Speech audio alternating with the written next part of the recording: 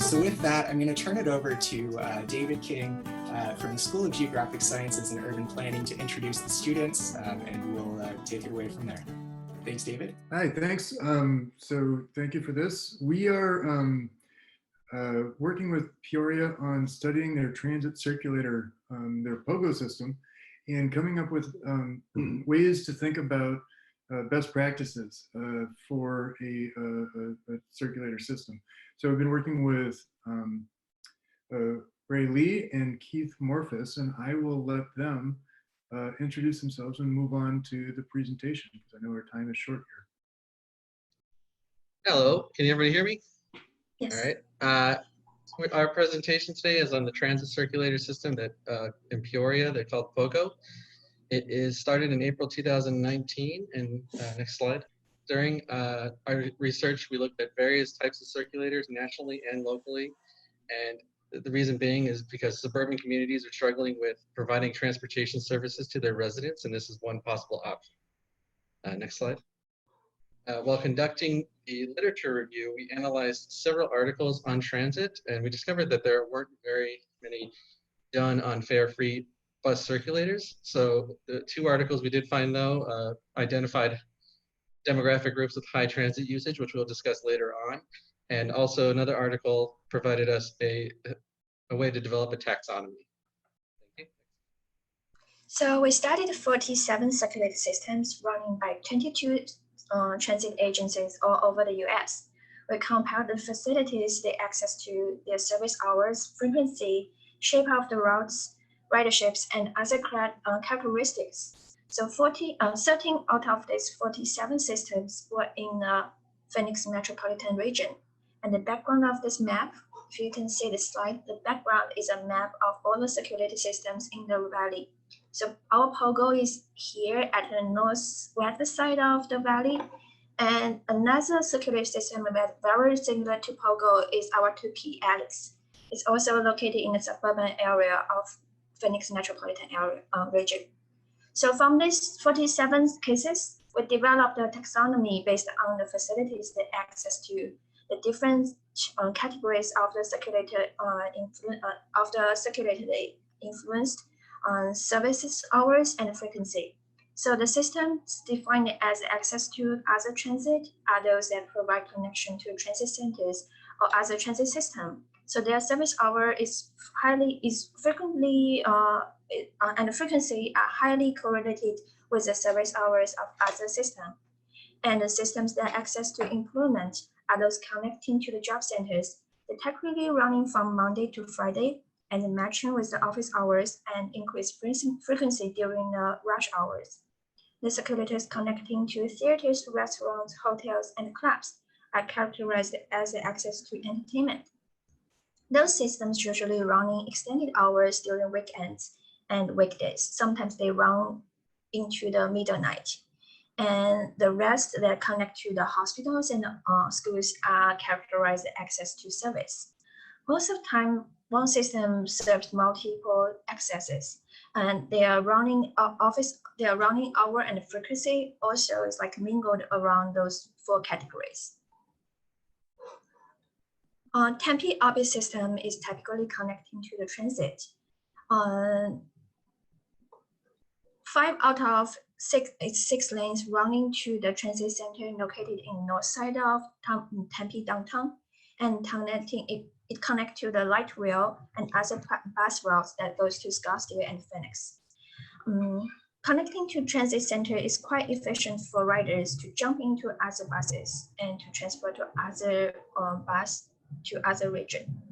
The system also connect to employee center like ASU. So the service hours, you can say it's a mingle between the connect to transit and connect to employment. Our second system is the connected employment. This one is a very successful system, the downtown Denver bus circulator. It was started in 2014 and it has just one line, but it averages 829,000 riders a year, which equates to about 36 passengers per bus. Next slide. And this is the C-Bus, which is a connection to entertainment and is in Columbus, Ohio. 700,000 riders per year is one line.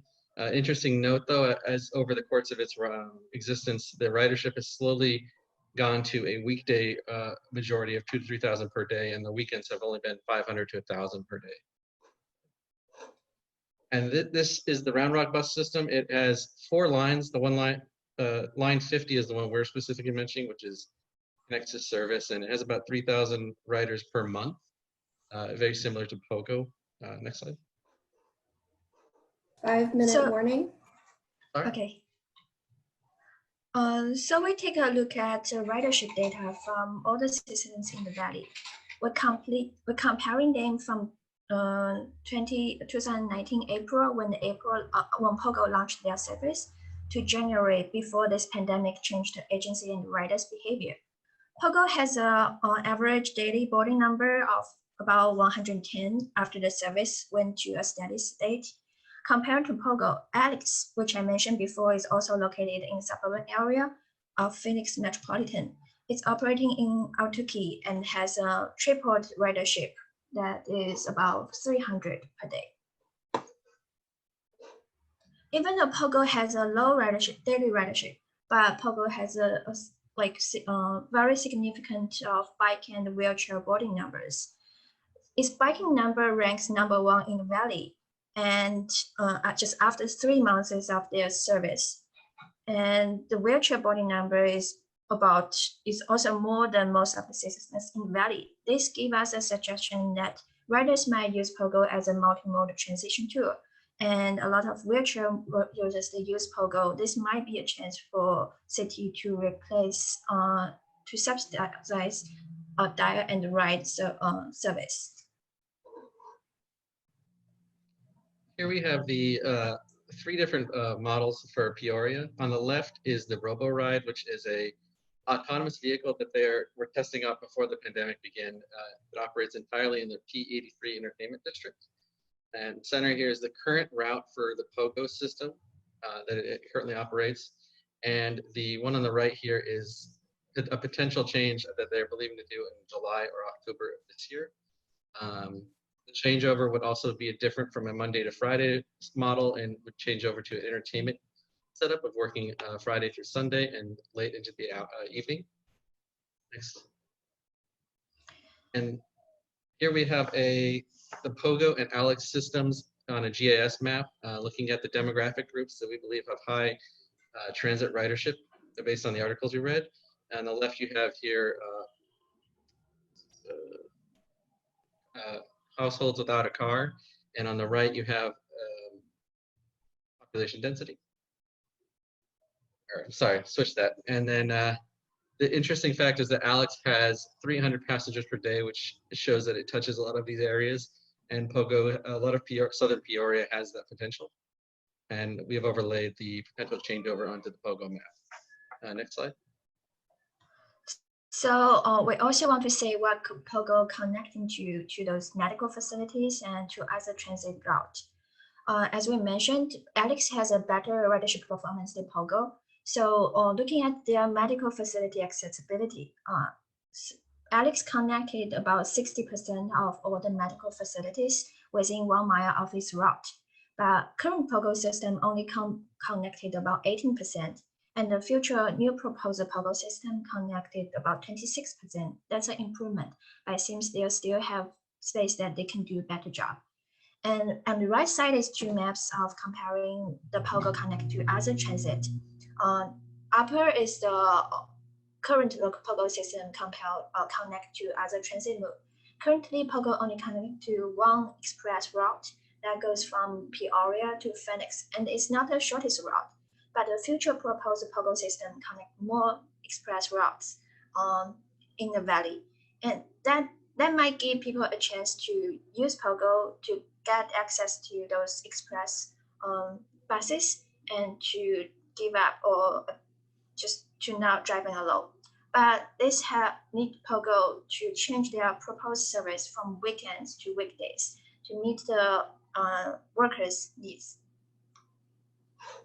Current land use patterns in the P83 district show that the area has over 90 acres of parking lot with just 10 restaurants and a theater and a minor league ballpark. Redevelopment of this space towards more pedestrian-oriented uses would invite more POGO riders, as well as new residents that will occupy many of the local multifamily housing projects being built nearby. Next slide.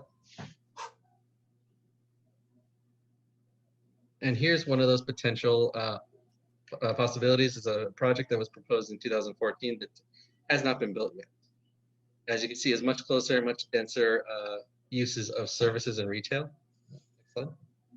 So we also carry out a survey to study riderships, rider choice. So the survey asks riders about the location they're boarding on the trip, the bus, and why they do choose this bus.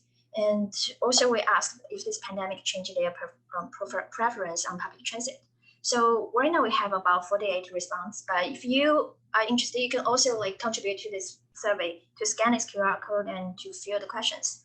Right now from this 48 response, we have only 1/4 of the people that said they have already read the circulators.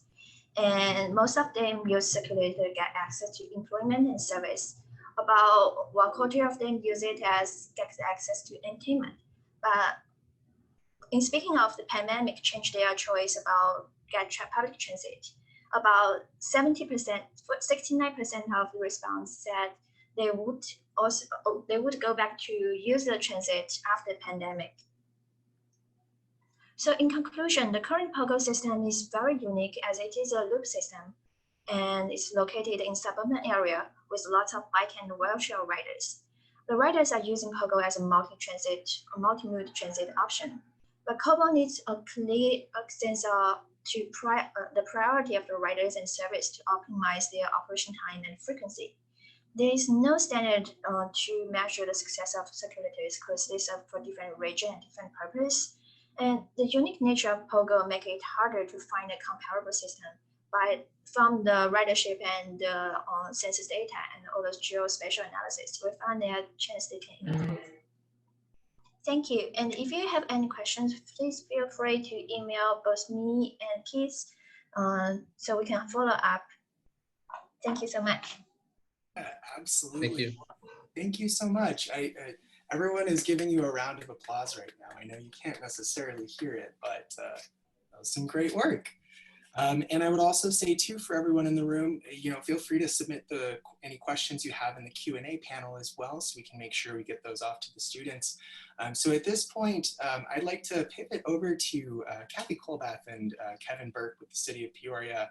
They served as project leads on this, and I'd like to turn it over to you for just kind of some initial feedback, or if you have a question for the students. Hey, great work, everyone. I just want to start by saying I think the whole taxonomy structure is just brilliant. I mean, I really do think that's a brilliant way to categorize the circulators, and I think that's going to form a foundation for further analysis, not just among Peoria, but among other circulator providers in the metro area. So, just brilliant idea on structuring that, and some great work. Look forward to talking to you further. The one question I had was then, after you dug a little deeper into the ALEX, would you say that fell more into the service category of circulators or something different? I would say it fits more into the service category because it connects some schools, but it's not like a university like our ASU that size, and it's now connected to a lot of transit, and it has a lot of medical facilities around it. So from the data we got, I would classify it as connect to service.